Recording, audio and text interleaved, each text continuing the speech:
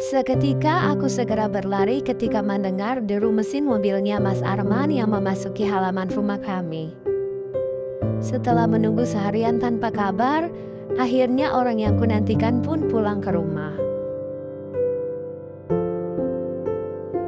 "Kamu dari mana saja, Mas? Tadi aku ke kantor kamu, namun kamu tak ada di sana. Kenapa hari ini kamu tak bilang padaku kalau kamu tak akan ke kantor? Oh ya, kenapa teleponku seharian tidak kamu jawab? Bahkan pesan-pesan yang kukirimkan pun tak ada satupun yang kau baca. Ada apa, Mas? Apa kamu melupakanku satu hari ini?" Tanpa basa-basi, aku langsung menodongnya dengan beribu pertanyaan. Ya, aku memang tak suka bertele-tele. Jika ada hal yang kurasa mengganjal, aku lebih memilih untuk menanyakannya langsung atau mencari tahu daripada memendamnya sendiri. Aku bukan tipe orang yang suka mendiamkan masalah. Bagiku, masalah dalam rumah tangga adalah sarangnya penyakit. Dan sebisa mungkin harus segera diselesaikan secepatnya agar tak berlarut-larut. Meski kenyataannya masalah dalam rumah tangga itu tak akan pernah ada habisnya. Maaf Za, ponselku ketinggalan di mobil, jadi nggak sempat angkat atau balas pesan kamu. Oh ya, emang seharian kamu kemana sama Mbak Resti? Kok pertanyaan kamu gitu sih? Aku bawa jalan anak-anak karena Erik ingin pergi ke taman bermain yang baru dibuka itu. Oh gitu, kok nggak ngasih tahu aku sebelumnya? Tanyaku kesal, enak saja dia yang salah malah mengoreksi pertanyaanku. Aku juga nggak punya rencana ke sana, Za. Tadi itu mendadak karena permintaan Erik. Kamu lihat sendiri kan, aku masih pakai baju kantor gini. Benar juga. Apa ini semua rencana dari Mbak Resti? Ia sengaja tak beritahu dari awal agar aku tak mengekori mereka seperti biasanya. Mas, jujur aku merasa nggak enak jika Mbak Resti sering main ke sini. Kenapa, Za? Apa masalahnya? Bukankah selama ini hubunganmu dengan Resti baik-baik saja? Aku juga tidak punya masalah dengannya.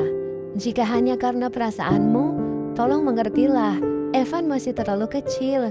Bagaimana dia akan betah berada di sini kalau tanpa ibunya?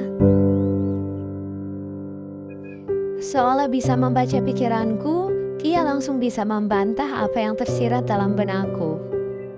Padahal aku bukan ingin melarang Mbak Resti untuk datang berlama-lama di sini. Aku hanya ingin membatasi saja. Bukankah terlalu lancang jika dia menyentuh dapurku dan memasak di sana tanpa seizinku, sekalipun itu untuk bekal anak-anak? Tapi Mas, belum selesai percakapan kami, kini ia sudah menenteng sebuah handuk dan bersiap untuk mandi. Za, aku lelah, aku mau mandi dulu. Dan selalu saja begitu, obrolan kami pun harus terpotong dengan aktivitasnya yang lain. Apakah aku yang salah memilih waktu untuk bertukar pikiran dengannya? Tidak, aku juga sudah pernah membahas ini saat menjelang tidur. Berharap ia akan fokus dan tak ada aktivitas lain yang mengganggu obrolan kami, sehingga ia bisa mencari jalan keluar untuk masalah yang selalu menggangguku ini. Namun, bukannya mendapat solusi, aku malah ditinggal tidur oleh Mas Arman. Kenapa hubungan kami terasa seperti berputar 180 derajat dari sebelum menikah? Sudah 2 malam rasanya aku tak bisa tidur dengan nyenyak karena masalah ini. Namun meskipun begitu, aku tetap menjalankan kewajibanku layaknya seorang istri. Pagi-pagi sekali sebelum Mas Arman bangun, aku segera memasak menyiapkan makanan untuk sarapan kami. Meskipun di rumah aku ditemani Bi Leni, namun aku terbiasa menyiapkan semua keperluanku sendiri. Biasanya Bi Leni hanya membantu untuk mengurus bagian rumah dan terkadang mengasuh anak-anak jika mereka main ke sini. Sebelum berangkat ke kantor, kami sarapan bersama, Dan sesekali aku mengungkit kembali tentang masalah semalam yang belum selesai. Ya, jika belum menemukan solusi yang pas, kurasa belum ada titik terang dari masalah itu, dan aku akan terus mengungkitnya kembali. Iya, nanti aku akan coba bicara baik-baik pada Resti untuk tidak memasak di dapur jika hal itu terasa sangat mengganggumu. Kenapa, Mas? Apa itu salah? Aku hanya menyiapkan makanan untuk anak-anak karena saat itu Erik merengek meminta untuk makan nasi goreng. Jika anak itu tak mendesakku, mungkin aku tak akan selancang itu. Maafkan aku tahu aku salah. Tiba-tiba muncul suara Mbak Resti yang sudah berada di dalam rumah kami. Apakah ia hantu? Kenapa dia tiba-tiba berada di sini? Bahkan tanpa salam kini dia langsung berdiri di hadapan aku dan Mas Arman. Aku tak tahu seberapa banyak yang ia dengar tentang percakapanku dengan Mas Arman. Namun, kini dengan berlinangan air mata, ia tak henti-hentinya meminta maaf terkhususnya untukku. Sungguh aku tak tahu apa yang akan kukatakan.